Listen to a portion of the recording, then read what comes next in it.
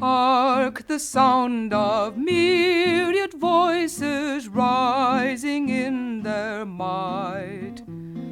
'Tis the daughters of Columbia pleading for the right. Raise the flag and plant the standard, wave the signal still. Brothers, we must share your freedom, help us and we will. Think it not an idle murmur, you who hear the cry. 'Tis a plea for human freedom, hallowed liberty. Raise the flag and plant the standard, wave the signal still. Brothers, we must share your freedom, help us and we will. Oh, our country, glorious nation, greatest of them all. Give unto thy daughters justice, or thy pride will fall. Raise the flag and plant the standard, wave the signal still. Brothers, we must share your freedom, help us and we will. Great Republic, to thy watchword wouldst thou faithful be. All beneath thy starry banner must alike be free. Raise the flag and plant the standard, wave the signal still. Brothers, we must share your freedom, help us and we will.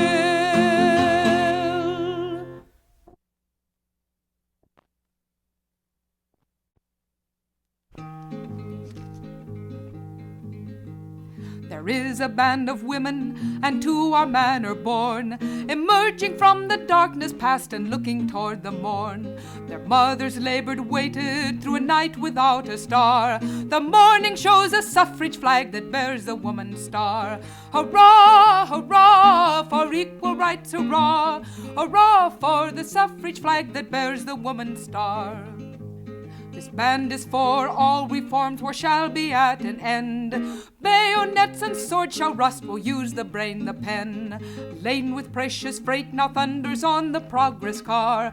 At the headlight waves a suffrage flag that bears the woman's star. Hurrah, hurrah, for equal rights, hurrah. Hurrah for the suffrage flag that bears the woman's star.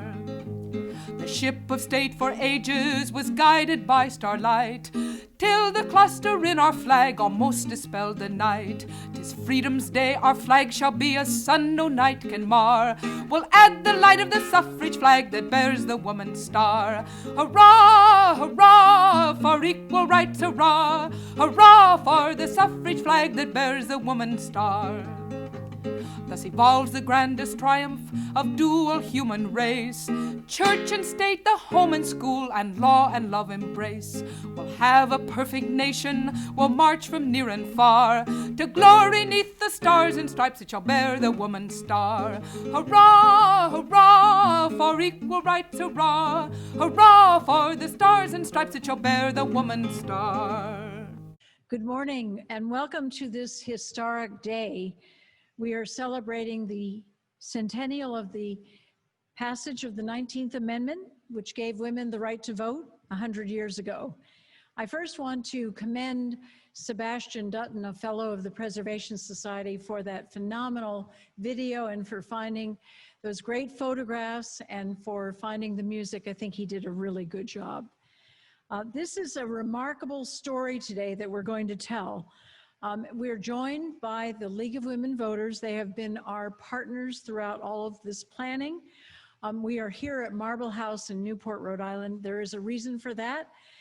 Today's program is going to include a lot of phenomenal speakers. There will be remarks from the first woman to ever get elected, governor of the state of Rhode Island, the Honorable Gina Raimondo. We are going to have some poetry readings. We will hear words from Lady Henrietta Spencer-Churchill, the great-great-granddaughter of Alva Vanderbilt Belmont, the woman who built this house, Marble House, and who fought very hard more than 100 years ago for women's rights. There will be a designation of Marble House as a site to visit along the women's voting trail. And we will hear some observations about African American suffrage, which is a sad part of the story of suffrage. So let's start out with who Alva Vanderbilt was. Alva was a dynamo. She was a trendsetter. She was a woman who knew what she wanted, and she had no hesitation in going after what it was that she wanted. She married William Kissam Vanderbilt, and in an effort to establish the Vanderbilt name, built this summer cottage, Marble House, fashioned after the Petit Trianon of Versailles.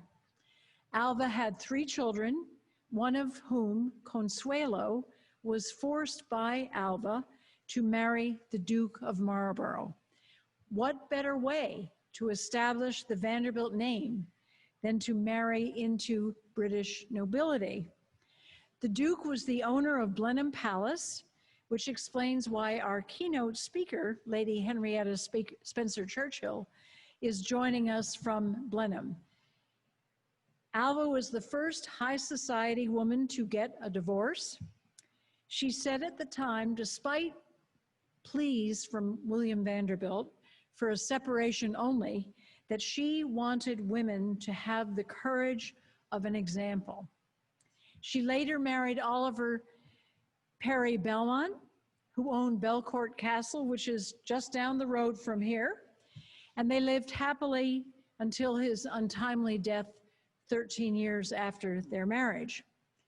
She then went on to her next cause, and that was the cause of getting the women the right to vote.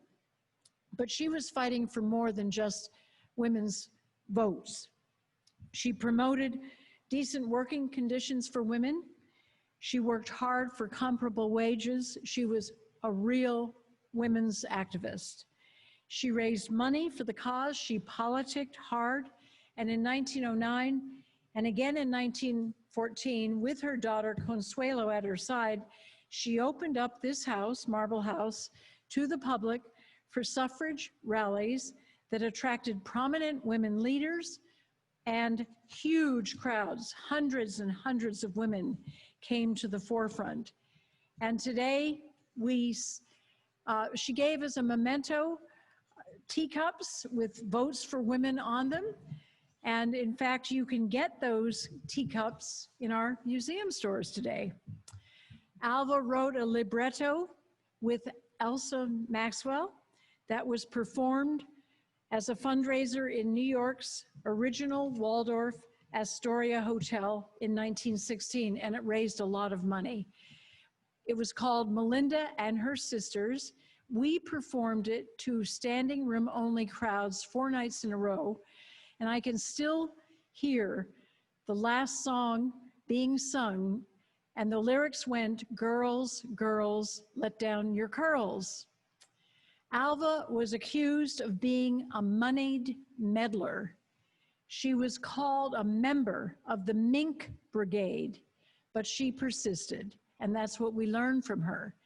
At her funeral in New York, she insisted that a suffrage banner be carried during the funeral processions. The motto on that banner, "Failure is impossible." And that certainly is a signature phrase for Alva Vanderbilt Belmont. Several weeks ago, USA Today selected 10 women in each state who made a huge difference in the last century. Alva Vanderbilt was chosen.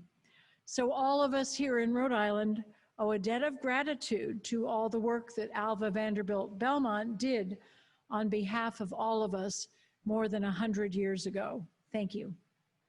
And now, It is my great honor to introduce the first woman to be elected governor of the state of Rhode Island, the Honorable Gina Raimondo.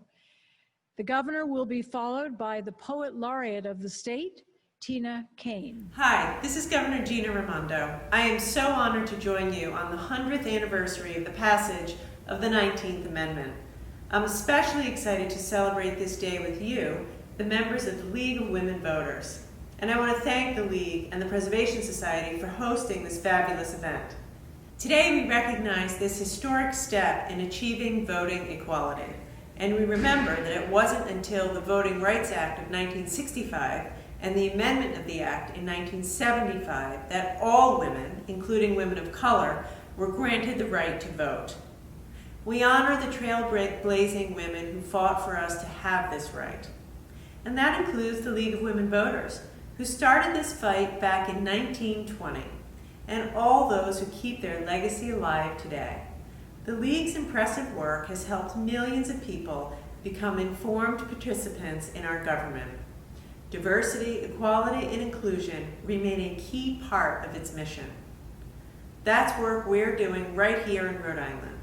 From paid family leave to expanded access to high-quality pre-K, raising the minimum wage, we are raising the bar. But there is so much more to do. We all have to ensure that we're building a state where women of all ages and backgrounds can succeed. So today, let's celebrate our progress, but let's also recommit ourselves to the work that lies ahead. Thank you. Hi, I'm Tina Kane, Poet Laureate of Rhode Island, and it's my pleasure to celebrate the centennial of the 19th Amendment with you here today. That is the amendment that gave women the right to vote, and it's a right and a privilege that I cherish and use every chance I get. I'm going to share a couple of poems. The first is by a suffragist named Charlotte Perkins Gilman, and it's called Song for Equal Suffrage. Day of hope and day of glory, after slavery and woe comes the dawn of women's freedom, and the light shall grow and grow, until every man and woman equal liberty shall know, in freedom marching on. Women's right is women's duty, for our share in life we call. Our will, it is not weakened, and our power, it is not small. We are half of every nation, we are mothers of them all, in wisdom marching on. Not for self, but larger service has our cry for freedom grown. There is crime, disease, and warfare in a world of men alone. In the name of love, we're rising now to serve and save our own, as peace comes marching on. By every sweet and tender tie around our heartstrings curled, in the cause of nobler motherhood is women's flag unfurled, till every child shall know the joy and peace of mother's world, as love comes marching on. We will help to make a pruning hook of every outgrown sword. We will help to knit the nations in continuing accord.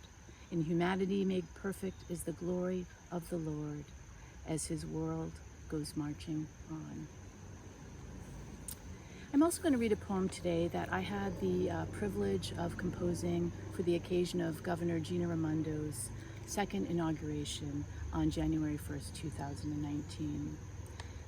She was the first female governor of Rhode Island and the first one to serve 2 terms. And if not for our ancestors who fought courageously and had a vision to secure our right to participate in this democracy, she would never have been our governor.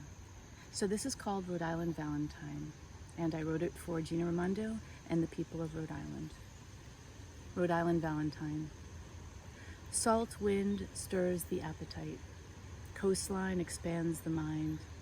As each inlet an expression of sound and vision, as each shore's jagged scrawl marks thought tracing its way, the way waves are in our future, no matter where we are always close to home. Indigenous as every appetite for freedom, indelible as natural light, natural right, our ingenious, imagined histories of liberty, manifest not in destiny, but in a forward flow towards love. Thank you so much. Happy centennial of the 19th Amendment, and get out the vote. Thank you, Tina.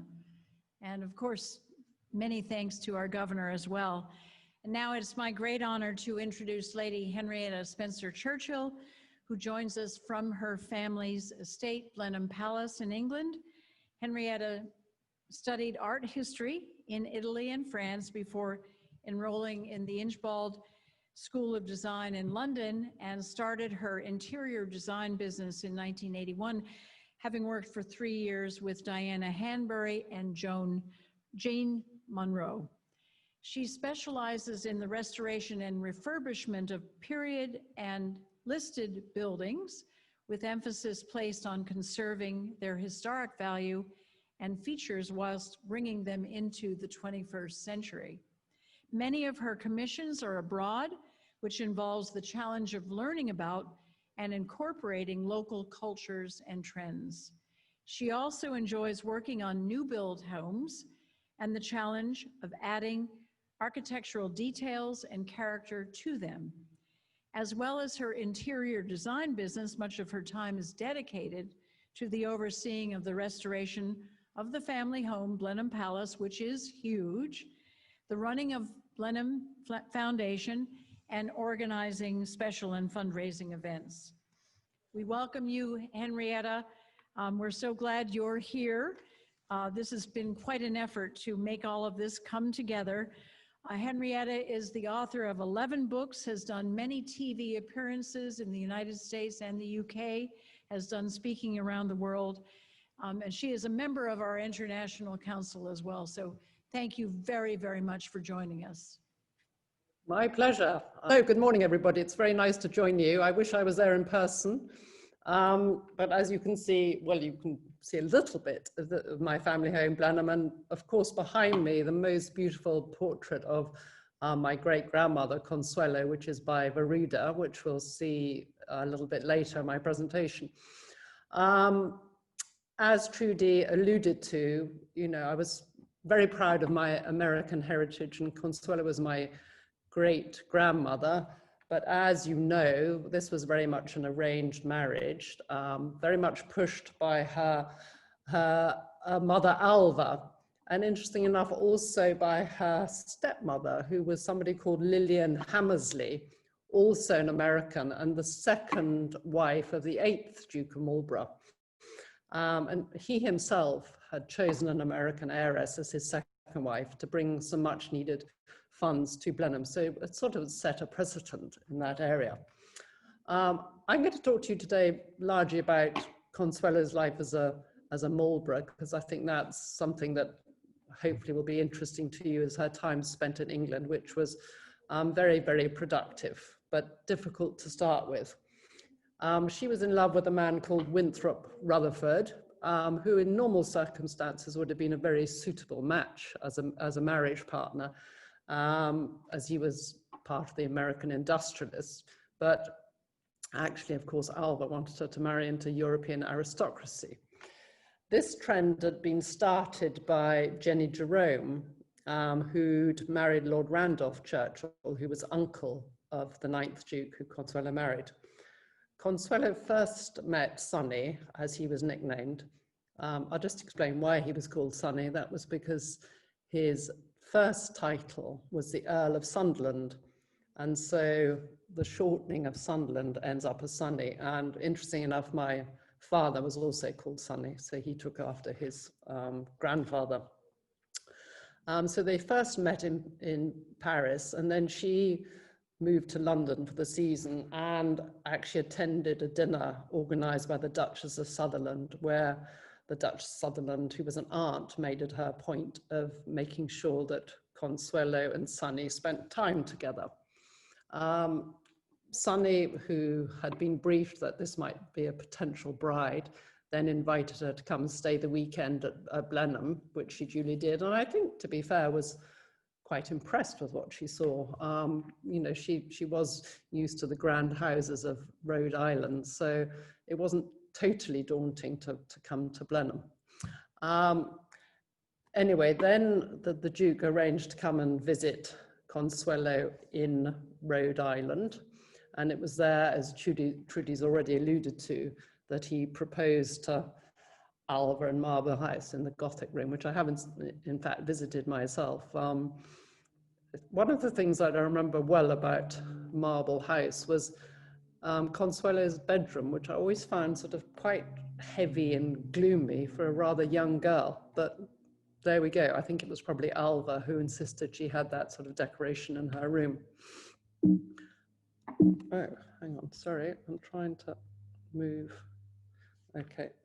So we then moved to he proposed and she duly accepted, although reluctantly. And then we moved to the wedding, which surprisingly was organized incredibly quickly in the short space of a couple of months, which certainly in this day and age, I don't think people would be able to do that, and with all the planning that's involved. And so they got married on the 6th of November at St. Thomas's Church in New York. This is, you're seeing the actual image of her dress here and her as a bride, and then something that appeared in one of the local, I guess, the New York Times. And really not a terribly grand invitation for such a spectacular and grand occasion. And interesting enough, it was also mooted that very few family members had been invited, and I'm not quite sure what that reason was, why that reason was. Anyway, beforehand, they'd negotiated, her father had negotiated a very suitable dowry she should take with her to the marriage, which was basically a lot of stocks and shares in the railroad companies, which gave him an annual income of $100,000, which I'm not an accountant or a banker, but that would amount to a huge amount of money today. Part of their honeymoon was spent on Long Island, and then they decided to go traveling. So this is outside St. Thomas's Church. So obviously the Duke then said, right, you know, it's time to come back. You've got to meet my family, the extended family, got to introduce you to Blenheim. This is now your home, you've got to be running it. So with trepidation, she arrived back in England in March 1896. And this is the town hall at Woodstock, which pretty much still looks like this today, to be honest. It's a lovely Georgian stone building. And this is all the dignitaries, or the local dignitaries, come out to meet them. And then she goes up to Blenheim, and this is all some of the estate workers, etc., who have come out to greet this new American Duchess. So you can imagine the fascination. And of course, all very daunting to her. And all of the family, of course, very keen to give her advice as to how to behave and conduct herself as a duchess.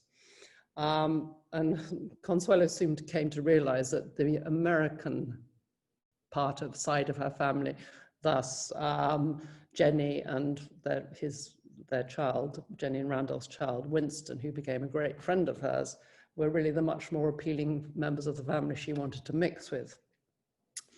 The Duchess Fanny, who was the seventh Duchess, so grandmother to both Winston Churchill and my great-grandfather, was very, very keen that Consuelo should get in the family way as soon as possible. Firstly, because in particular to ensure the little upstart Winston did not become Duke, which he was in line to do because his father was the younger brother. So if my great-grandfather hadn't had a son, then Winston would have been Duke, which I guess he probably would have made a very good Duke. So she was warmly greeted by all the dignitaries and the locals alike, but soon realized what an overwhelming task it was going to be, running a palace with 170 rooms and at least 40 indoor staff, whilst her husband was really concerned with running the estate. Least of all, as she soon encountered, was the daunting task of the hierarchy of the staff, internal staff. And there was one wonderful occasion, which for those of you who've read The Glitter and the Gold, you might recall her saying, where she rang the bell and summoned, and the butler answered, the head butler answered the bell and said, "Yes, Your Grace, how can I help you?" So she said, could you kindly light the fire, which had already been laid and really was ready. All it needed was a match to light it. So he retorted, I will send for the footman. So she quickly said, don't bother, I'll do it myself. Sounds like my sort of lady. One of the other traditions she had to cope with as Blenheim was that every day there used to be a service in the chapel. This is our lovely chapel, which you can see on the left here, which actually we're in the process of restoring kindly with funds donated by our American Blenheim Foundation. And that should be ready next year. We're putting in new lighting, we're redecorating. But in Consuelo's time, every morning at 9:30, the bell would toll and all the household, any guests who were staying, and the staff members, internal staff members, would have to come to a service which was run by our the local curate. And after that, he would inform Consuelo who of the local residents or tenants or neighbors were in need of a personal visit. So she would then go, and this is sort of really where she started her love for charity work. She would go and listen to them, give them advice, etc. After a few weeks, she established herself in the role and soon became a little more confident with the social season in London and of course at Blenheim. And she soon realized the only way to gain respect was within the family was to assert herself as the Duchess and Chatelaine. And there was one lovely occasion when there was a big dinner in the saloon, and Sonny's aunt, Lady Sarah Wilson, who was quite a formidable, strong lady, who used to playing host at Blenheim, after dinner got up and left the table. So Consuelo thinks, oh, this is strange, I'm supposed to be the hostess. And all the other ladies started to follow her. However, the ever subtle Consuelo calmly approached her at the door and said, have you been taken ill? No, of course not, was the retort. To which Consuelo replied, well, that's good. In future, I will decide when we leave the table. Anyway, Consuelo was extremely well respected by the local community and the upper echelons of society. And I think they all sort of felt rather sorry for her being a young 18-year-old, 19-year-old having to take on this role. And it wasn't before long that her husband invited the Prince and Princess of Wales, who was Edward VII at the time, for a shooting party and a 5-day weekend at Blenheim, which, you know, to be honest, would be very daunting for anyone, let alone a 19-year-old new Duchess. Apparently it all went according to plan, everything was very successful, and Lady Randolph, the mother of Winston, reported back to Winston saying that it had been a triumph. So I think that gave a huge boost to Consuelo's confidence. So by Christmas, sort of late 1896, she found herself pregnant, which of course was great news, but it did rather stop her love of hunting. She used to love going out horse riding in the park and also hunting up in Leicestershire. And of course, it was the same year of the Queen Victoria's Diamond Jubilee celebration, so she wasn't really able to take great part in those. So on September 21st, 1897, my grandfather was born, John Albert Edward William, obviously the William named after Consuelo's father. And he was born at Spencer House, which is another one of the family seats, actually belongs to the Spencer, or did belong to the Spencer family. And this actually gave Consuelo a huge amount of joy and sort of lightened the gloom over the large palatial home of Blenheim. You know, she brought life to it. On the left, you see her with my grandfather, who was actually called Bert. And then on the right, in this lovely crib, which we have on the public side of Blenheim, which Alva had specially made in Venice for my grandfather. And that still sits there today. Hasn't been used and probably wouldn't pass some health and safety conforms today. So soon after that, in 1898, her second son was born, Ivor. And so Consuelo felt she had well achieved her duty in producing the heir and the spare, as they were known as.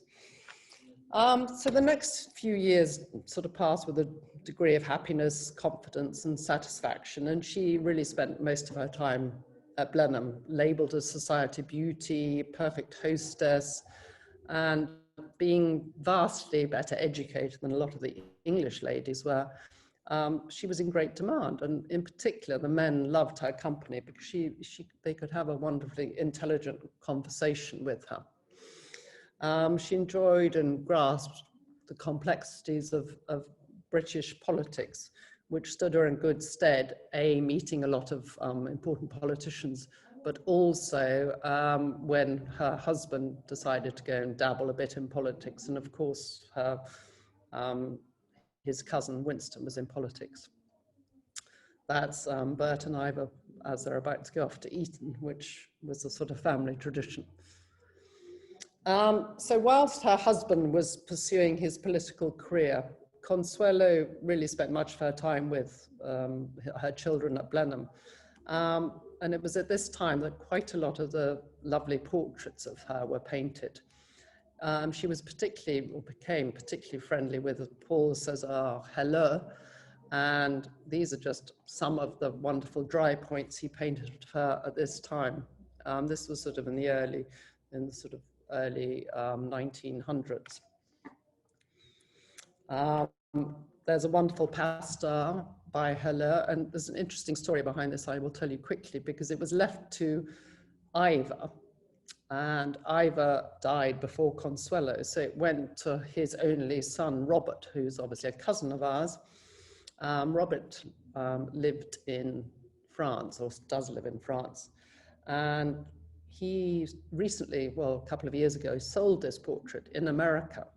Sadly, never told us about it, but luckily we managed to buy it back, and it's now back at Blenheim in its rightful place, and it is the most gorgeous pastel of Consuelo. And then on the right, we have the Boldini, which is showing her. I love this, it's particularly glamorous. This is at the Metropolitan Museum in New York, I believe.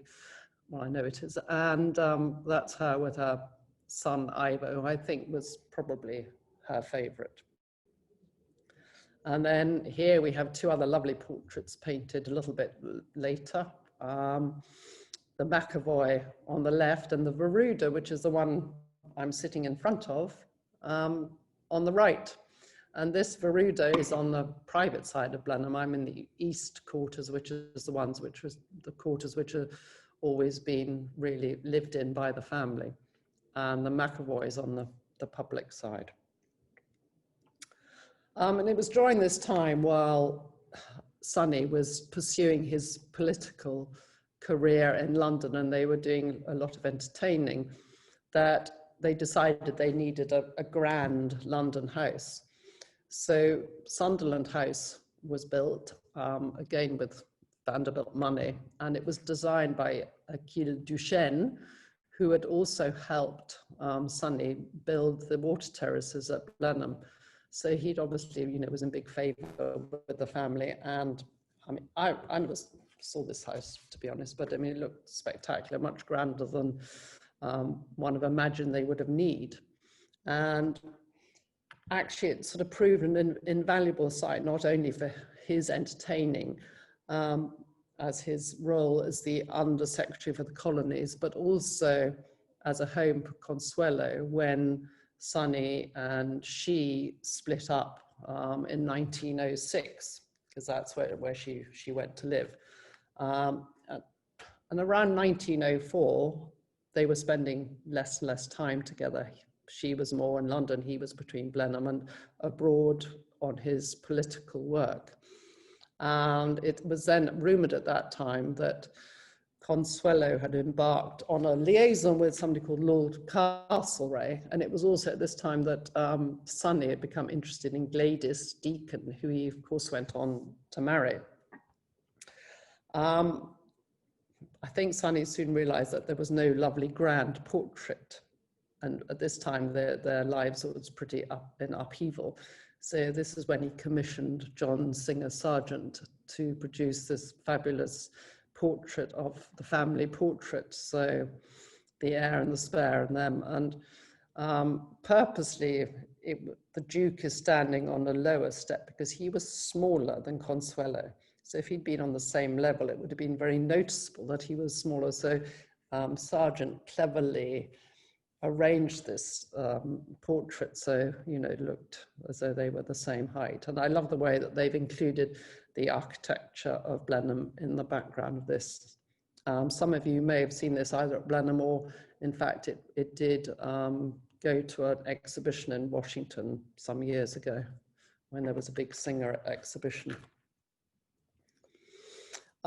Divorce was really sort of quite unacceptable at this time. So Consuelo decided to pursue her career in philanthropy in London, and she was living between Sunderland House, and actually it was Winston Churchill who very much became the intermediary between Sonny and Consuelo, and, you know, made it as amicable as it could be. And this is when she devoted her attention to helping others. Initially, her chief concern, funny enough, rather like her mother, was helping destitute women and children and the way in which the sweated industries treated them. And Alva, as I say, was already involved in this, and she also campaigned for better working conditions for these people. And it was during the First World War that she opened up Sunderland House, which they built. Not as many families did at that time to help the wounded, but actually often to help unmarried women giving birth who had nowhere else to go, as the labour wards have been given over to the wounded. She also at this time supported the woman, or founded the Women's Municipal Party, with the express purpose of getting women elected to councils. And so I guess she, you know, she was learning from her mother, and although they'd had a very rocky relationship initially, and when Alva forced this marriage upon her, I think their sort of love of philanthropy and helping other people and the suffragettes, etc., brought them much closer together later on in life. It was at this time that she was working so hard that she felt that she really needed a bolt hole out in the country to escape to. So she bought Crowhurst Place in Sussex and leased it. Well, she didn't buy it, she leased it. And with the help of George Crawley, added on to it. And this was where she entertained a lot of people. And it was here that Jacques Balson, who she ended up marrying, came to stay. Whoops. Okay, there we go. So in 1920, my grandfather gets married to my grandmother, who was Mary Cadogan. And by this stage, obviously, they've been separated for some time, Consuelo and Sonny, but they all came together for this very happy marriage. And my grandmother was a wonderful lady, again, very much like Consuelo and Alva. She dedicated her life to helping others and helped during the war and the Red Cross and other organizations. And indeed, Blenheim was also given over to Malvern School and to, at one point, MI5. So there was certainly that sort of trend that ran in the family. By 1918, I think it was 1920 or 1921, the marriage had been annulled, but so it was then that Consuelo and Jacques could get together and they married, and it was also at the same time that Gladys married my great-grandfather Sonny. And to begin with, they, you know, spent quite a lot of time in America, but their marriage was never fully accepted because he was Catholic and she couldn't have her marriage annulled. And interesting enough, later on, my great-grandfather Sonny decided to become Catholic. So it was at that stage that the marriage was annulled, and she could then fully marry Jacques as a Catholic. And so could my grandfather marry Gladys. So at the end of the day, it all worked out for the better, but it certainly took a long time. And at that point, you know, it was not the done thing at all.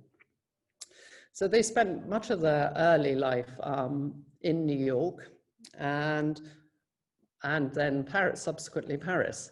And Consuelo's love, perhaps this is where I got it from, was actually decorating houses and making them into the home. So their first house in Paris, she decorated very elaborately with lots of boiserie, wood paneling. They scoured the antique shops for antiquarians and furniture and things. I don't know why I'm having trouble moving my slides on. Sorry about this. There we go.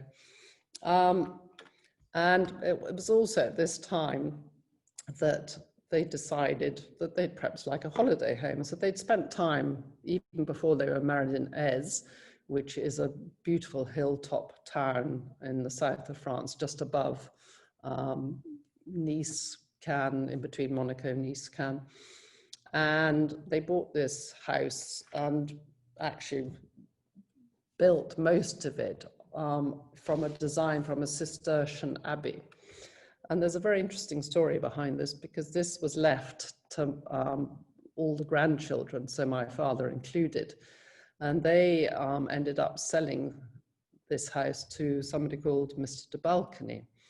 And the father of Mr. de Balcony, who I knew and became a friend of my father's.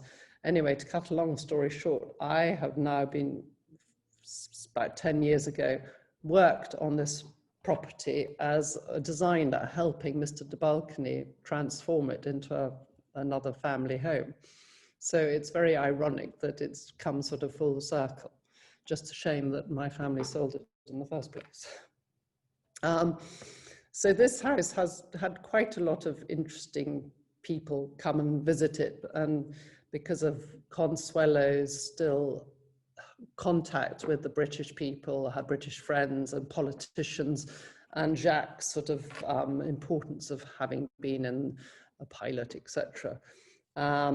A lot of dignitaries came, and also quite a lot of eccentric people. And there was one lovely story, which I'll share with you, which was as a British MP who was invited to dinner. He arrived very late. And so Consuelo sort of said to the butler, you know, where's so-and-so? And he decided to walk from Monte Carlo up to the house, which is a good 5 miles uphill in the heat, and then insisted on having a shower before dinner, and threw his undergarments out of the window, duly to be picked up by the resident gardeners. So Consuelo, having been warned by the butler that this was the case, was in fact quite relieved when he appeared fully clothed and dressed suitably for dinner. But hastily, he soon left hastily after dinner to walk back. So very odd guest, and probably without his underwear. So then, these are actually images I found in our family's photo albums here at Blenheim. And these are rather lovely family photos of when my family, this is my grandmother, Mary Cadogan. This is Consuelo, who's always referred to in the photo albums as Mimi. My aunt Caroline, my aunt Sarah, who married an American, Ed Russell, my father, and Jacques, who was obviously the most wonderful step-grandfather and really took a lot of attention with the children. My father, Aunt Rosie, Aunt Sarah. So they're all, you know, they all obviously had very, very happy times there. And there's a lot of photos in these albums. I can imagine they did spend a lot of time with her, not only there, but also here at Saint-Georges Motel, which they bought having decided that they didn't want to spend quite so much time as they were getting older in Paris. So they bought this wonderful chateau. Everything that Consuelo bought was seriously beautiful and beautifully decorated, and always referred to as a cottage. Well, you know, as you know, in England, cottages are thatched roofs and very small with tiny rooms, but none of the properties she had certainly referred to as that, including marble house and in you know, Rhode Island. So I'm not quite sure where that term cottage comes from.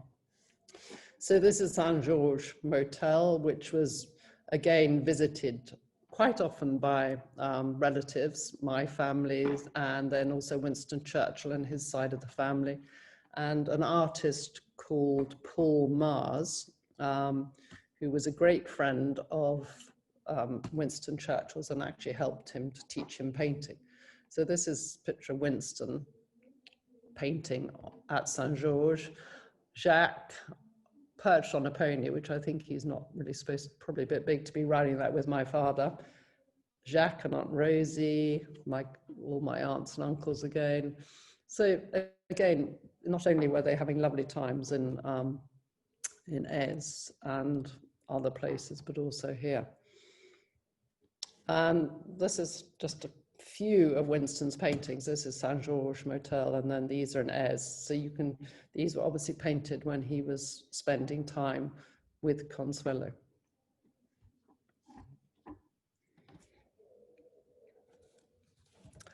So this is sort of really the last house that they took on as a project together, Jacques and Consuelo.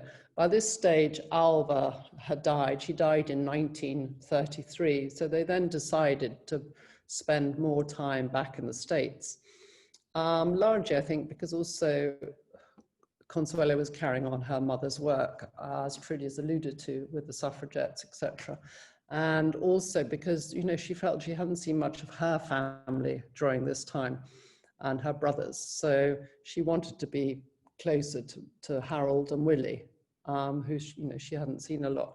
So this house was built, and I've been here. It doesn't look at all like this today. It's unfortunately very overdeveloped, but this is Casa Alva in Manalapan, which is pretty near, I'm sure a lot of you know where that is, but it's near to Palm Beach, where my family have always spent a lot of time.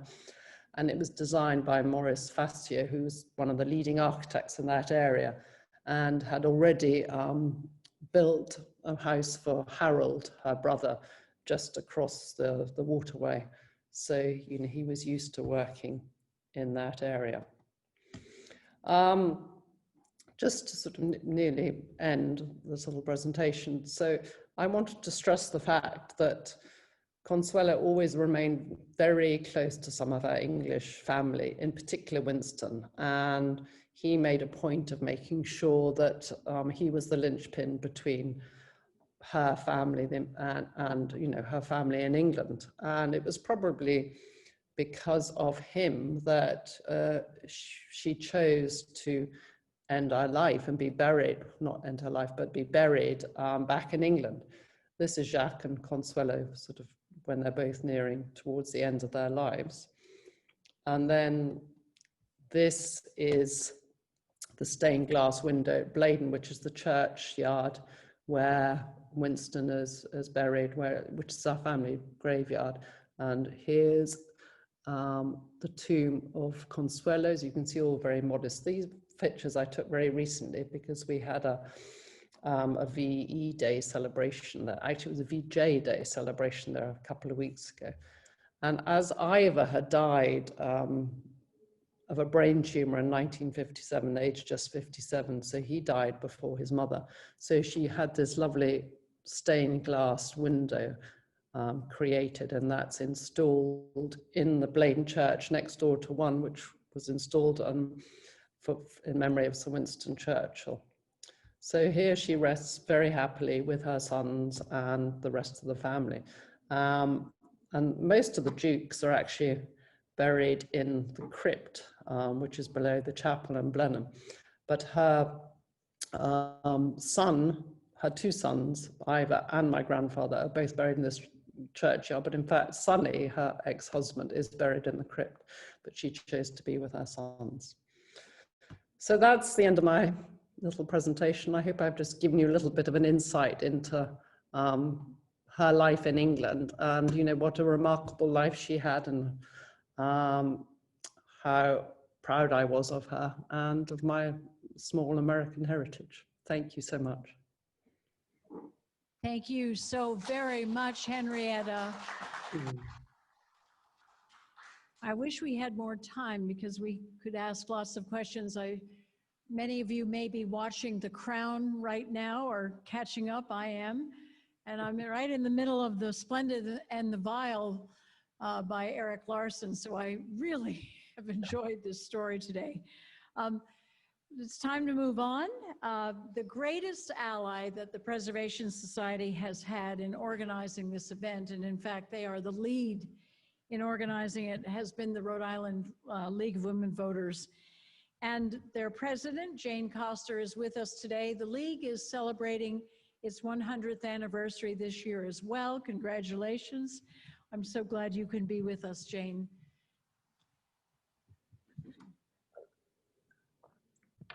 Thank you, Trudy. Good morning. My brief talk today should define only an outline of the League of Women Voters of Rhode Island. We often think this 19th Amendment that we're celebrating as the birth of the League of Women Voters, and in print, perhaps that remains. In February 1920, it was formally created out of the National American Women's Suffrage Association. Of course, we all know for decades leading up to the win, we will not ever forget many of the names of the suffragists.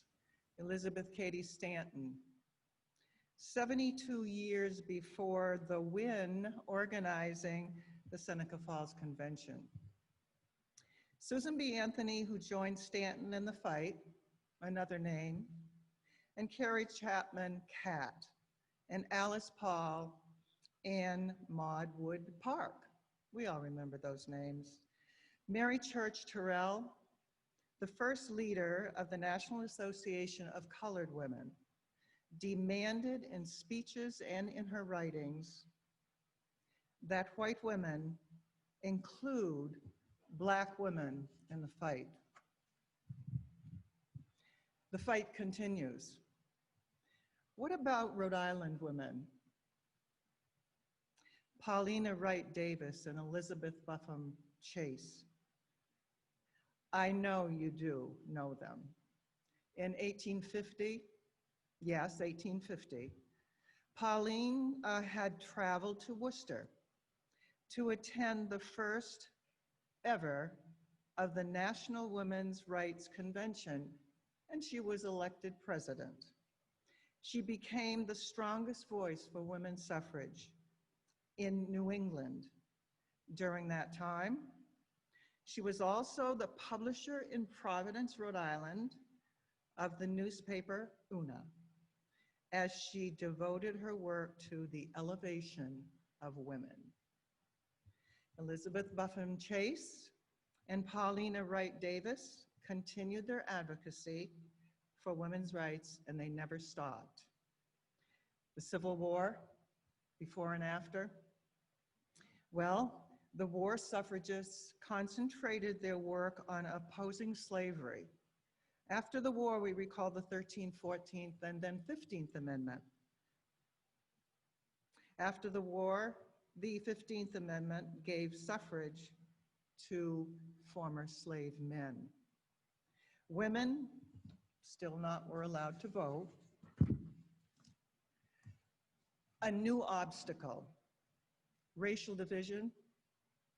I believe others will speak of this today. What must be said here, however, is that, and I'm going to quote Lisa Mundy, everyone treated Black women as indivisible, and white suffragists, they marginalized these allies to a shameful extent, and the League understands that now.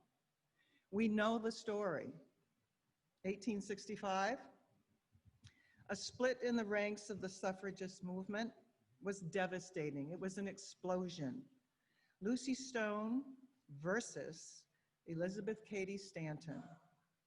The extreme view of young radicals, Paulina in Rhode Island followed Alice Paul, while Elizabeth Buffum Chase focused on opposing slavery still. Not only the treatment of these suffragists that many experienced was abhorrent, but the strength of their challenge for the vote was weakened.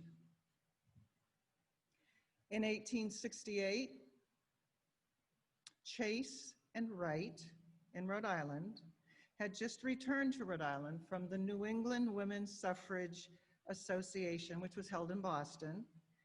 And what followed was the forming of an original Rhode Island state suffrage organization in December. And the following year, believe it, the Rhode Island Association hosted the National Convention here in Newport.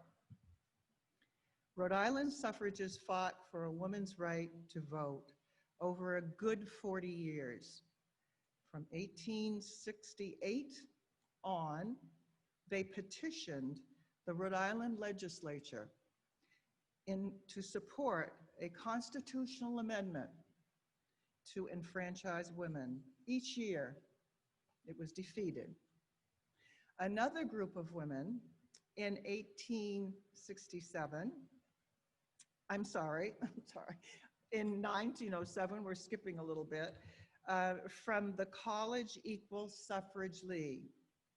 Eventually, the two groups, the College Equal Suffrage League and the League itself, joined together under the name of the Rhode Island Equal Suffrage Association. This new association their program extended in other moral and social reform positions, yet never wavering from the suffrage platform.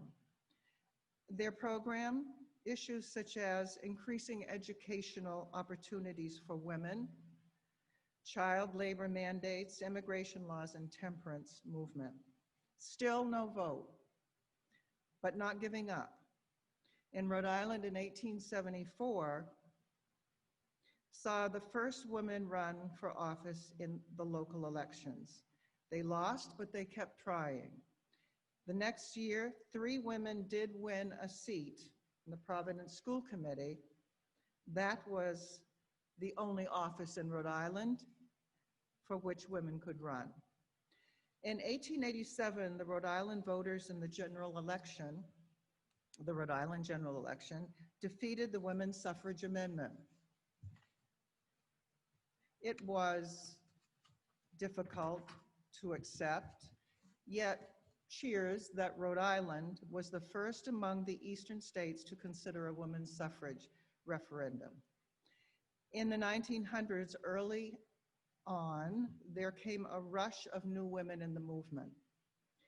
In Rhode Island, Sarah Algeo was a fighter and full of unending energy. Born in Cohasset, Massachusetts in 1876, she earned her bachelor's degree at Boston University and a master's degree at Brown. She was an educator, the chair of the Providence Women's Suffrage Party, and a member of the Rhode Island League of Working Women's Clubs and the College Equal Suffrage League. In 1914 and 18, she spoke at suffragist events in Newport, chaired by Maud Howe Elliott. The League of Women Voters was organized in October of 1928. I'm sorry, 1920. The mission was, as Susan B. Anthony stated, democracy is not a spectator sport. 2 positions were prioritized at that time: to unite all Rhode Island suffrage members for ongoing work within the political process, and to bring in new members. Listen, the League in 1 year numbered more than 1,000 Rhode Island members. The next year, the League encouraged the formation of the leagues throughout the state, local leagues. The next year, structure went on that way, and then it is similar to our structure today. As the 1920 League focused on educating women to vote, they expanded their issues as we have today. The League has expanded the issues considerably throughout the decades to envelop local, state, and national concerns. Our League of Women Voters Rhode Island issues that are prioritized in the recent years are voting rights. It is relevant that the League has worked with so many other organizations, good government organizations today. So many young people are stepping up to increase their work in advocacy and lobbying. Advocacy this year focused for the League of Women Voters of Rhode Island on protecting transparency in government through oversight and amendments. We have an Access Rhode Island coalition, which we work with closely, to work toward making sure that the Open Meetings Act and the access to public records is provided. We work closely with the census team in Rhode Island on educating citizens on the importance of the census.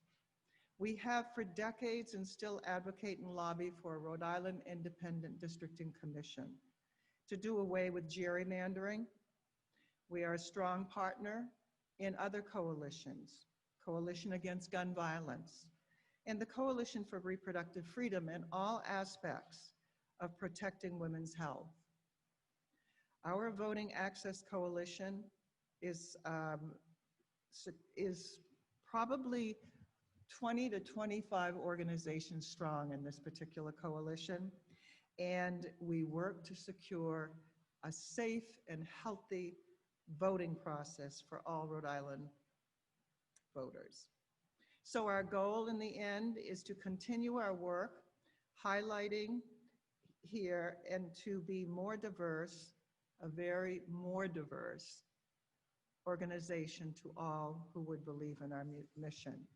If you have an interest in history, if you have an interest in Rhode Island history or the League of Women Voters of Rhode Island, I urge you to look at the research. There is plenty of it, and many of the things that I've spoke of today are mentioned or from articles that a friend of the League, Mr. Russ DeSimone, has provided us with such a great history of Rhode Island. Thank you. And now it is my pleasure to introduce Amber Rose Johnson. Okay,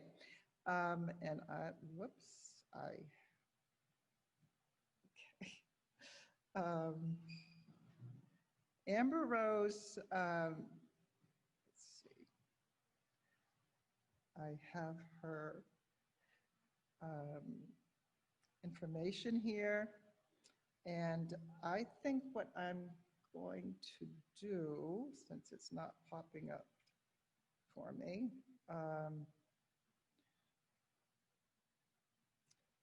Amber Rose has been with us for, let's see, this is her third event at the Marble House. She is an educator, an artist, an activist. She is a Rhode Islander. She went to classical high school. She went to the University of Toronto to get a master's degree in women's study and Africana studies. She now is at the University of Pennsylvania, just finishing her PhD in African studies as well, and women's studies. She is a professor or an educator at UPenn, and we are so proud to welcome Amber Rose Johnson. Thank you. Hello.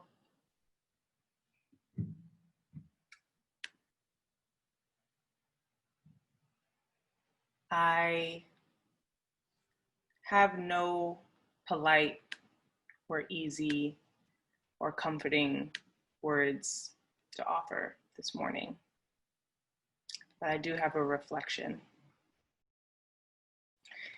In thinking back on the women who in the midst of the 1918 flu pandemic that stretched over 2 years and remains the uncanny precursor to the pandemic we are in now, took courageous steps forward in the decades-long journey toward the 19th Amendment, which secured the right for ultimately a limited subset of women to be able to vote. I'm thinking that my Black women ancestors may have been a part of those efforts, but others of them were likely still sharecropping in Virginia for little to no wages, or silenced into servitude in Newport mansions fortified by economic systems of slavery and the triangle trade for little more than the same. I think then of women like Fannie Lou Hamer, a voting and women's rights activist born in Montgomery County, Mississippi, just 2 years before the 19th Amendment was taken up in Congress. Ms. Hamer, who made it her life's work to register Black voters, to demand a seat at the electoral table, who was relentlessly harassed and attacked, stalked and shot at for attempting to first register to vote herself in 1962, 40 years later.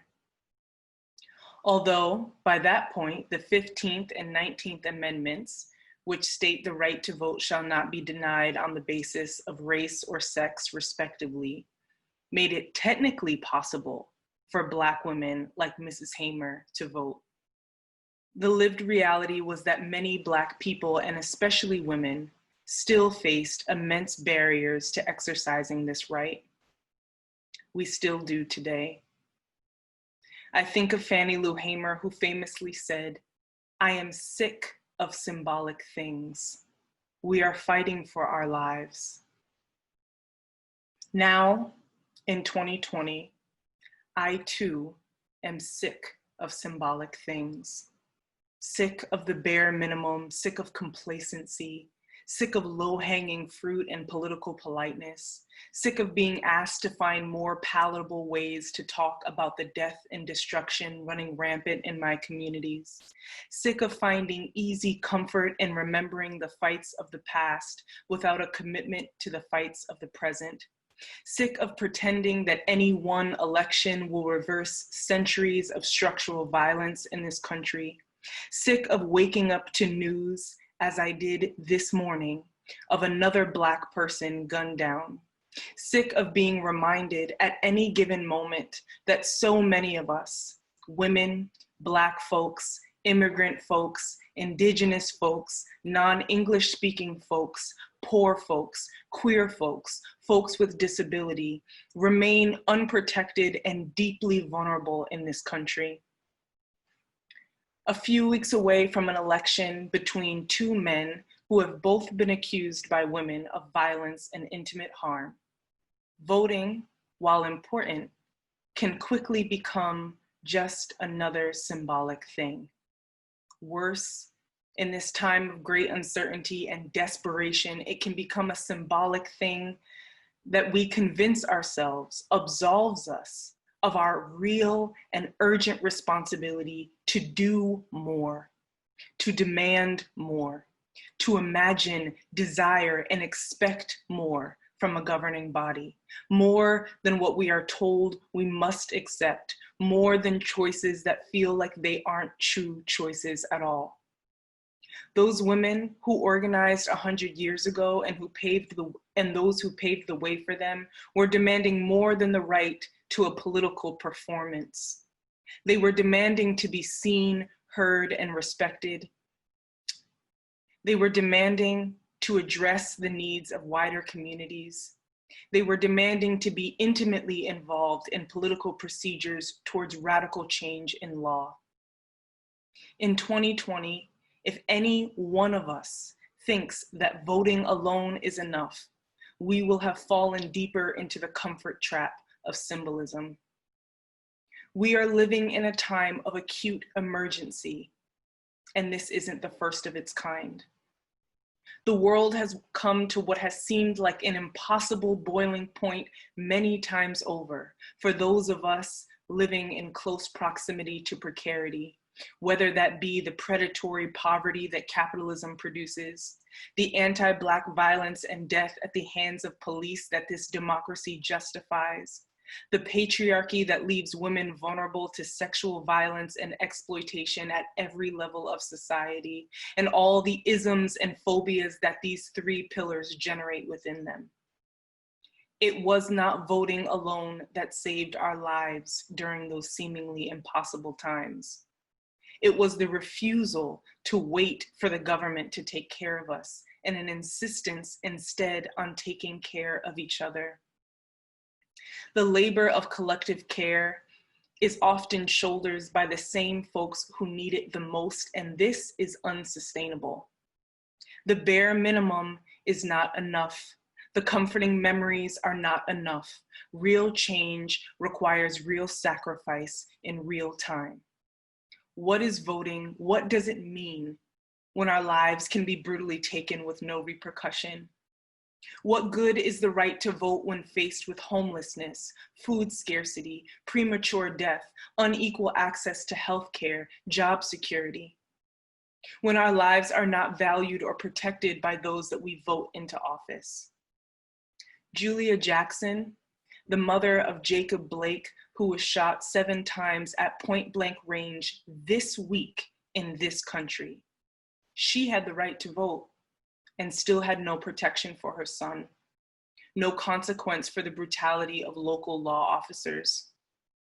Breonna Taylor had the right to vote when her home was broken into by police and her life was stolen 167 days ago with no consequence or justice. We must move beyond symbolism towards the action. So in the spirit of building on courageous first steps, refusing symbolism, and the urgent need to make sacrifices and demand more of this country and its blood-soaked symbols, I leave you not with a comforting word, but with an invitation. An invitation to you, to move beyond the comfort of symbols into action, beyond the clanging cacophony of convoluted conversation into the lifelong labor toward liberation, real liberation for all people, not just those who look like you, talk like you, love like you, pray like you. Are you ready? Come on in to the discomfort, to the sacrifices that actually mean taking something away from yourself, not just giving the scraps of your life that can already be spared. Are you ready to give something up? To take your wealth, the luxuries of your presumed peace and unsettling quiet, and give them up, give them over? Are you ready? Come on in. Come on into the work, to the dirty work of wading through the wreckage from the everyday wartime, worsening as we idle, talk, lament, languish in our unwillingness to do what must be done to save ourselves and each other. Come on in to a love for all so deep it boils into an anger that refuses silence. Yes, you, come on in. It's urgent and we need you. What's at stake is everything we've ever known and everything we can become. Thank you.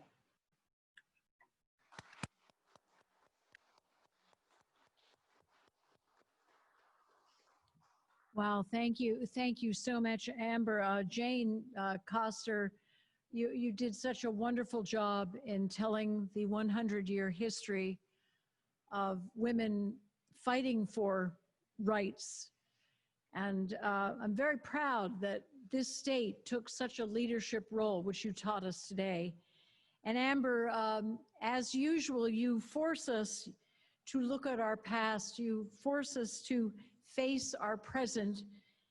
You seek us, you encourage us, do more than that, to seek equality and equity. Your voice is such an important one.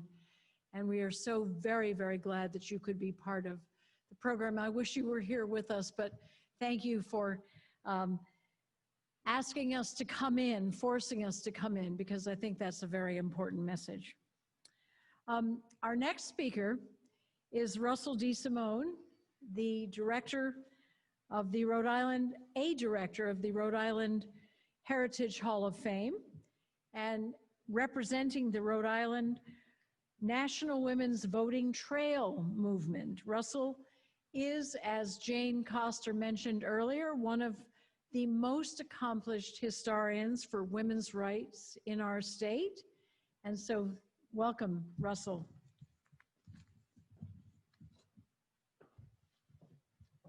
Thank you, Trudy. I'm going to wear two hats today and do two things, and I'm going to do them in 8 minutes, I hope. Okay. The first is a historical marker that we're going to present. In commemoration of the centenary of the 19th Amendment, the National Votes for Women Trail, an initiative of the National Collaborative of Women History Sites, is pleased to recognize Marble House as an important site in the history of the women's suffrage movement in the United States. The trail, sponsored by a generous grant from the William G. Pomeroy Foundation, has undertaken the task of identifying among the many thousands of locations involved in the quest for women's suffrage, those most significant sites across the country, and providing them with an historical marker. Under leadership of the intrepid owner, Alfred Vanderbilt Belmont, Marble House was the site of the Political Equality Association's suffrage conference in 1909, as well as the National Woman's Party suffrage conference in 1914. As such, as the Rhode Island State Coordinator for the National Votes for Women Trail, I am pleased and honored to present to the Preservation Society of Newport County this historical marker.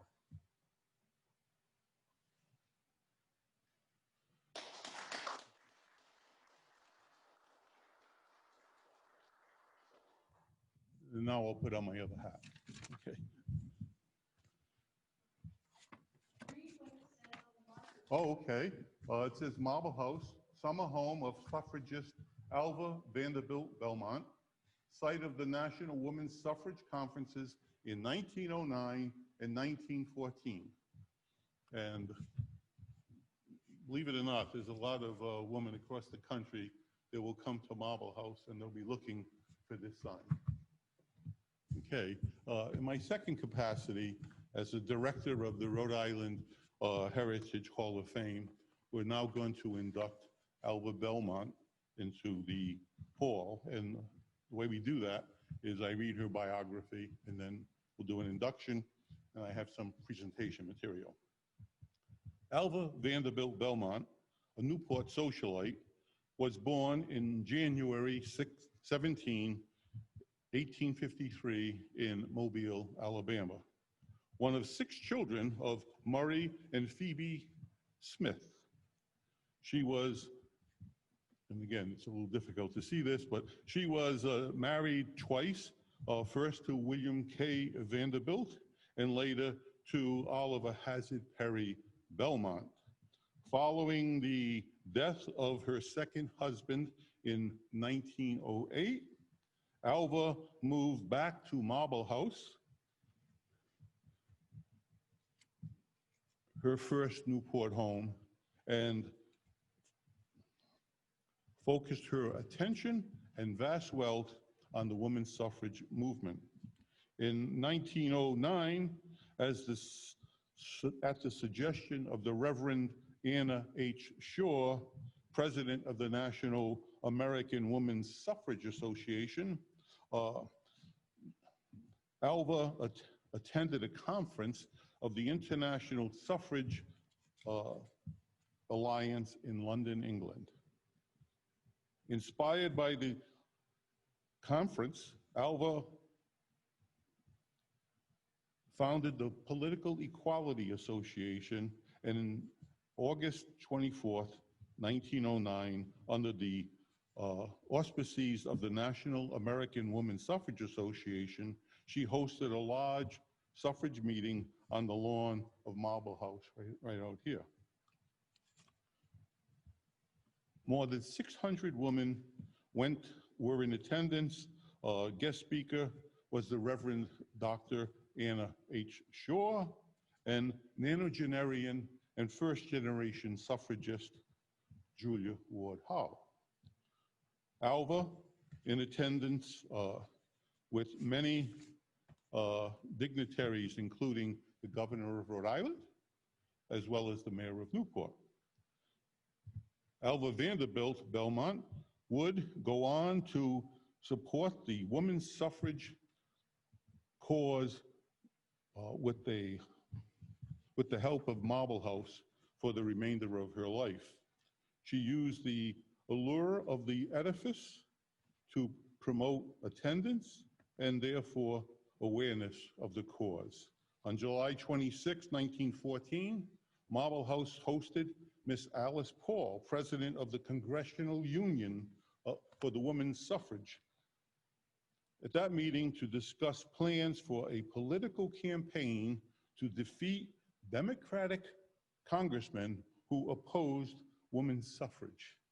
On August 29th and 30th, 1914, Marlborough House hosted a two-day conference of the National Advisory Council of the National Women's Party.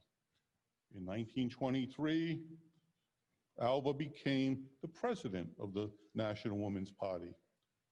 Her vast wealth was used again in 1929 to purchase the Sewell House as the headquarters of the National Women's Party at Capitol Hill in Washington, D.C. In 2016, this building was renamed the Belmont Paul Women's Equality National Monument, and today it exists as a testament to the women's suffrage and equal rights movements. Alva died in Paris, France, on January 26, 1933, and is buried at Woodlawn Cemetery in New York. Now, on behalf of the Board of Directors of the Rhode Island Heritage Hall of Fame, I do induct Alva Belmont into the hall. And Trudy, if you can accept this certificate. Thank you. And this lovely paperweight. Wonderful. Thank you. Thank you.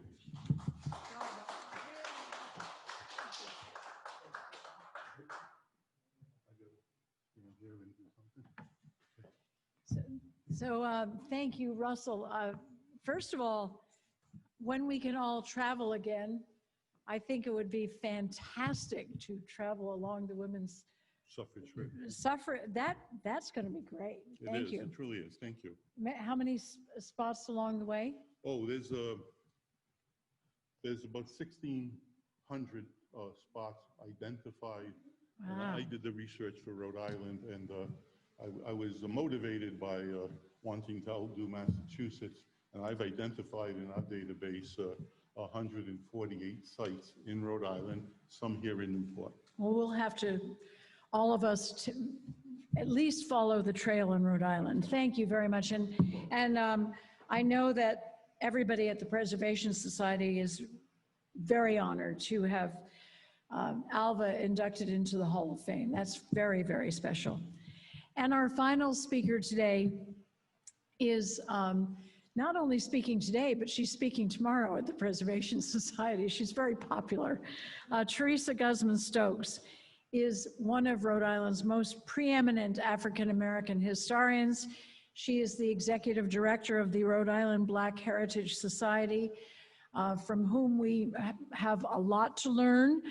Tomorrow, she and her husband are giving a lecture at 5:30 on African-American history in Newport, so you can tune into that if you're interested. We are very honored to have you with us today, Theresa. Thank you.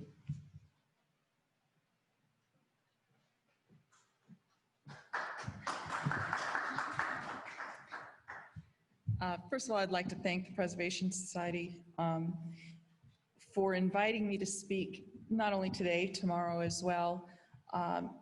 We've done a number of presentations with the Preservation Society. We've always enjoyed it. But more than anything, I appreciate Trudy's dedication and her staff's dedication to making sure that people of color are included in the stories that you tell. So for that, I thank you very much. While discussing the 19th Amendment and women of African heritage, it is important to note that while most women of color supported the suffrage movement, they did so outside of the National American Women's Suffrage Association, as has already been mentioned.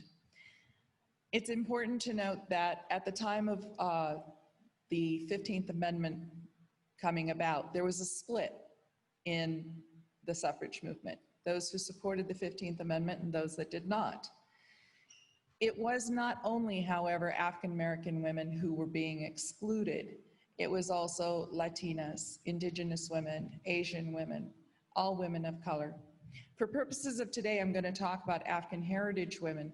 I just want always for people to keep in mind that this was not a single instance of people being excluded. It was a broad movement that went on for a variety of political reasons. Take a breath. Many of the women who advocated for women's right to vote were also abolitionists, as I mentioned. When it came time to support the 15th Amendment, giving Black men the right to vote, many, including Elizabeth Cady Stanton, balked at the idea of Black men gaining the vote before white women. For political reasons, it was also expedient to soothe the concerns of their Southern counterparts. For women of color, gaining the vote for women was not enough because they bore the double burden of being women and Black. In putting together their plans, they were not concerned only with women getting the right to vote. They were concerned with anti-lynching laws, job training, equal pay, educational opportunity, and child care for African Americans. Because of this, they formed their own clubs. And nationally, there were clubs, municipal clubs, local clubs, state clubs, regional clubs. But by 1896, the National Federation of Colored Women's Clubs and the National League of Colored Women joined together and founded the National Association for Colored Women's Clubs, bringing all the clubs in the nation together as one united voice. While there are too many women of African heritage who work tirelessly, not only for the vote, but also for their race, for me to mention today, I'd like to highlight some of the founders of the National Association of Colored Women's Clubs, as well as a few heroes right here in Rhode Island. The crowning glory of American citizenship is that it may be shared equally by people of every nationality, complexion, and sex. This is a quote from Mary Ann Shade Carey. She was the first Black woman in North America to publish a newspaper, the Provincial Freeman. After the Civil War, she taught school while attending law school at night. In 1883, she became one of the first Black female law graduates in the United States. Counterpart of hers, Nannie Helen Burroughs, was a member of the National Association of Colored Women, the National Association of Wage Earners, and the Association for the Study of Negro Life and History. In addition to advocating for women's rights, she was outspoken about the need for anti-lynching laws. I'm giving these women to you in order for a reason. Ida B. Wells. She's probably one of the best-known Black suffragists. In addition to fighting for anti-lynching laws, she was a respected journalist and owned 2 newspapers. She, along with the 2 other women that I mentioned, were founding members of the National Association for the Advancement of Colored People, as well as founders of the National Association of Colored Women's Clubs. I'm sorry, my voice trips on all these names. She co-founded the Alpha Suffrage Club, the first African-American suffrage organization in Chicago.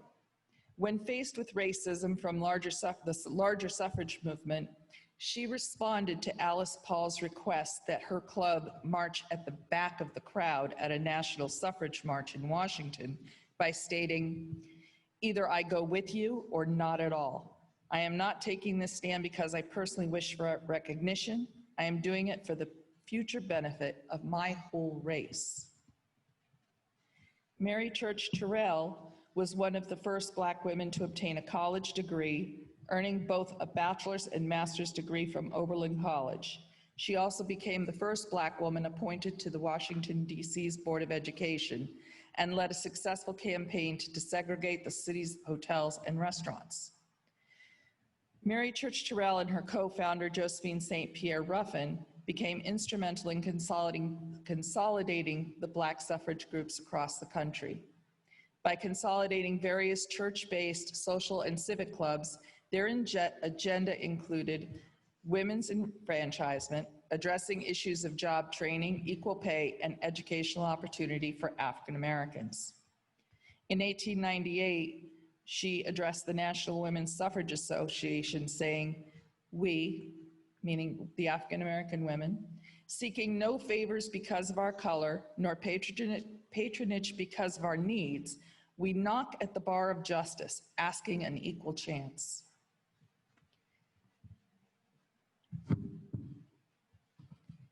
One of the things that I thought was important for you to know about all of them and the way they fought is that we're still fighting those same things today.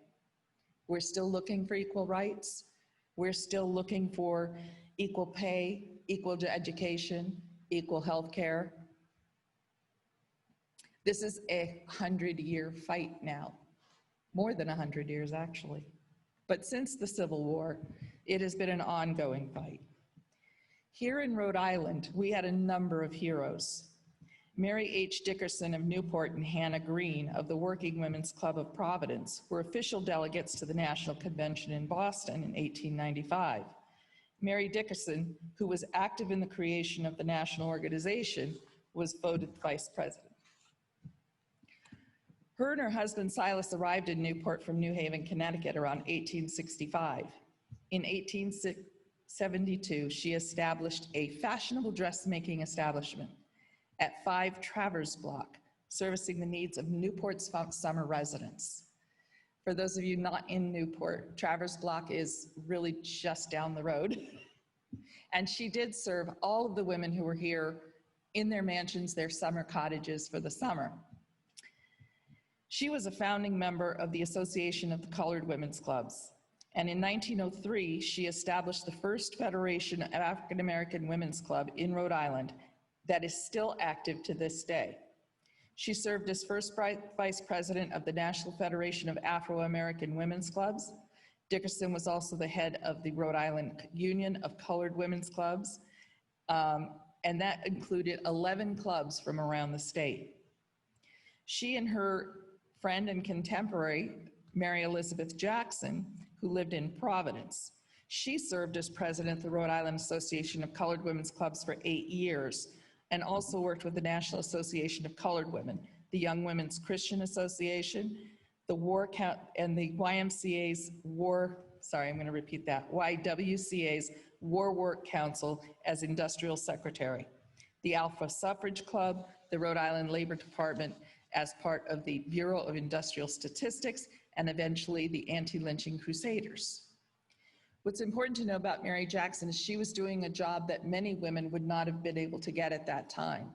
She worked as a researcher and statistician, collecting data on the differences in pay between male and female laborers, and the differences in conditions. Women were often in conditions that were not conducive to good health.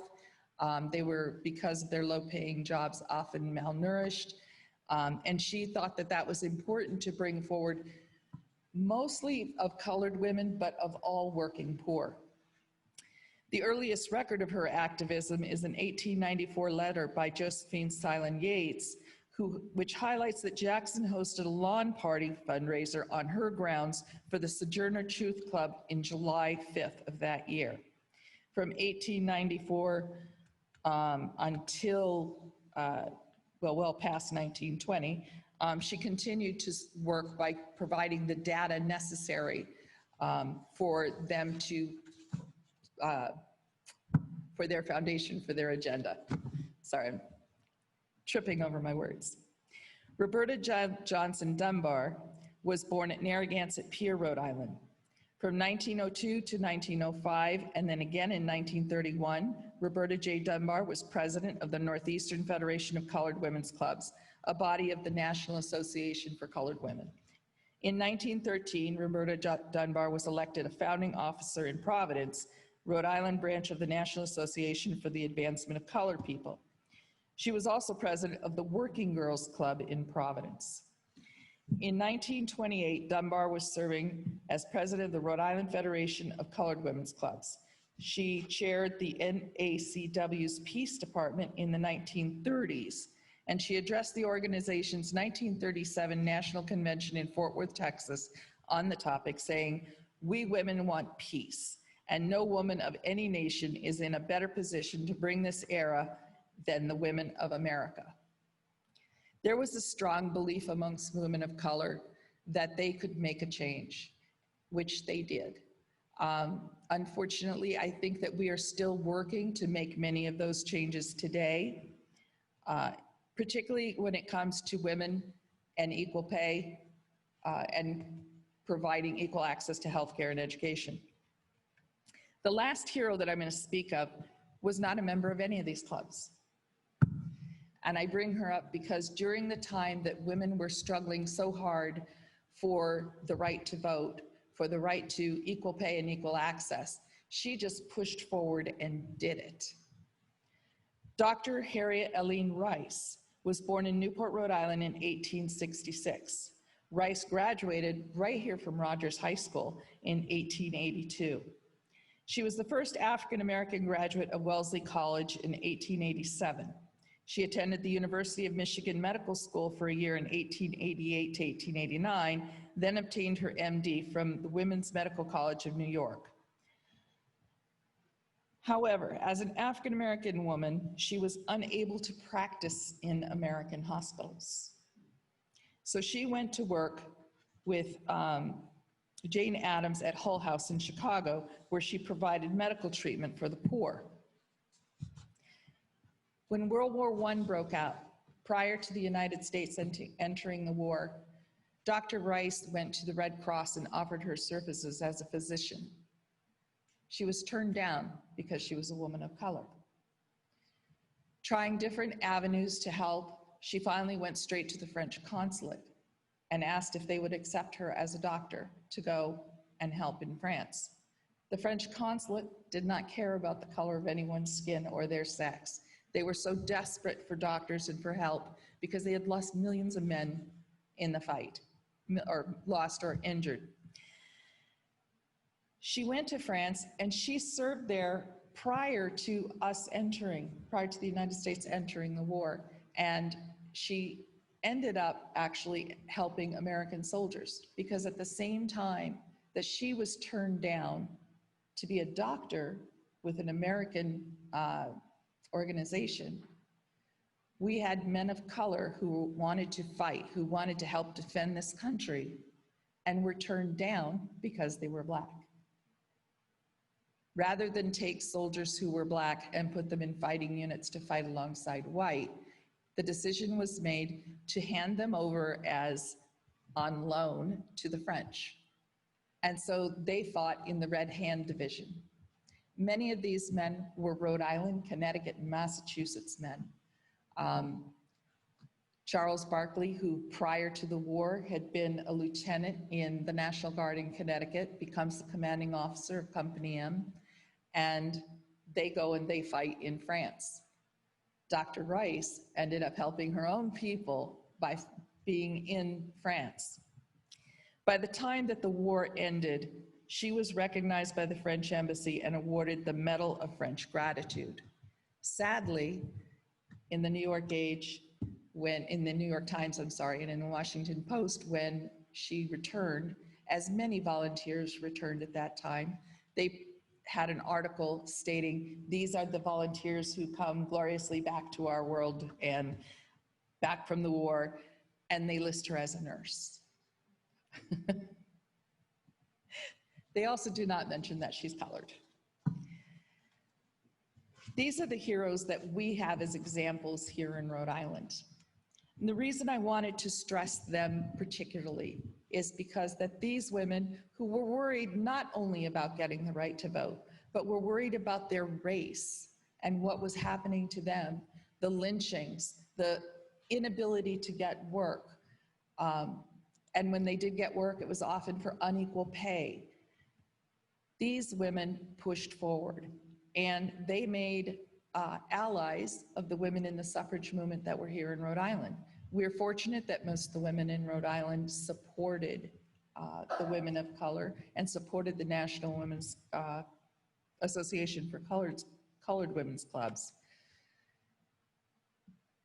Those women, only 2 generations back from us, provided a foundation. The Women's League of Newport is still active today. The National Association for Colored Women's Clubs is still active today. These are fights that we are going to continue. I think that 2020 has shown us that it's time for change. And I think that the change that they gave as a foundation is something that we should be expanding on today, but as a united front. This is not something that any one group or race or sex can do alone. We have to all work together. And for that, I thank you.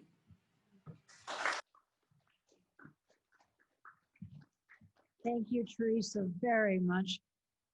Well, this is really a significant day on many fronts because we've heard from the great-great-granddaughter of the woman who built this house, Alva Vanderbilt, who fought for women's rights very much against the norm for women of her stature.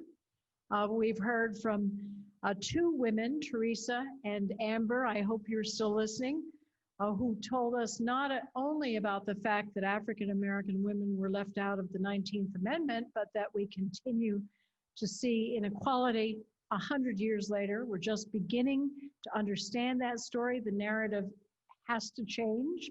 And thanks to Amber and to Theresa, we can begin to tell a different story, a better story. And if Dr. Rice is not in the Hall of Fame, she should be. We've heard from a woman who was the first to be elected governor of the state of Rhode Island, and I think that Alva and Consuelo would be very proud of Gina Raimondo. We've heard the story of the League, which is an impressive one. We've been soothed and energized by poetry. We've been honored to learn that this house is now part of the Women's Voting Trail. Thank you very much for that, Russell.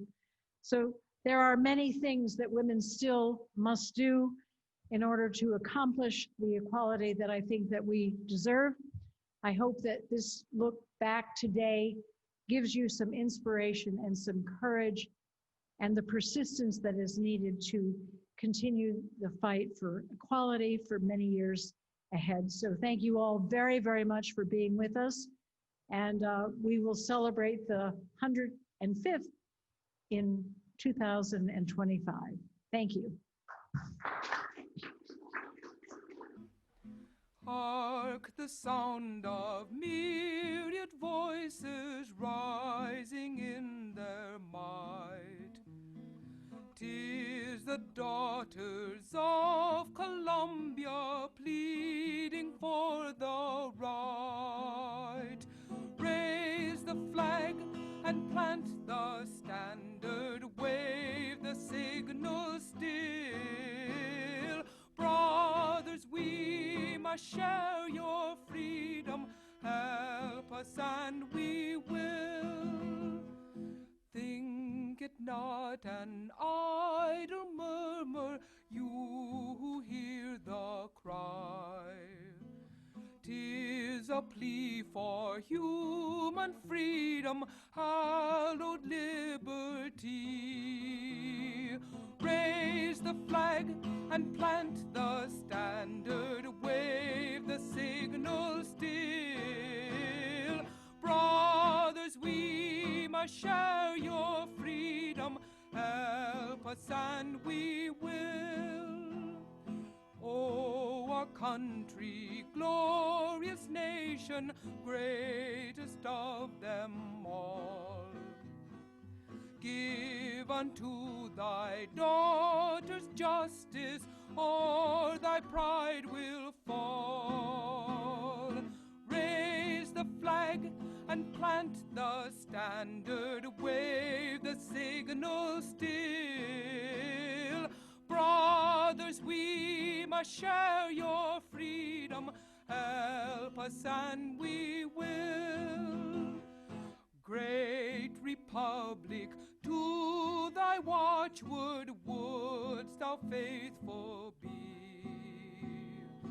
All beneath thy starry banner must alike be free.